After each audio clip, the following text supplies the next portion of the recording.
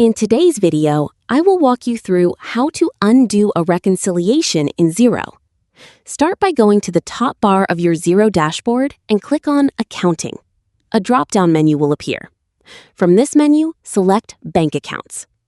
You'll now see a list of your linked bank accounts. Find the specific bank account that contains the transaction you want to undo and click on it. With the bank account page open, look for the Account Transactions tab and click on it. This will display the transactions associated with that bank account, along with their current statuses. From the transaction list, find the reconciled transaction you want to undo. Click on the transaction to open its details. In the transaction details, look for the button labeled Options and click on it. A small menu will appear with several choices. From this menu, select Unreconcile. This will undo the reconciliation for the selected transaction.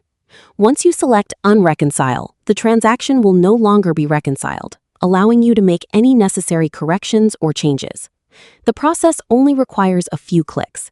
Start with the relevant bank account, locate the reconciled transaction, open its details, and use the Options menu to select Unreconcile. Once the reconciliation has been undone, the transaction is no longer reconciled and can be adjusted as needed. Thanks for watching this tutorial. I hope you found this guide helpful. Please like and subscribe.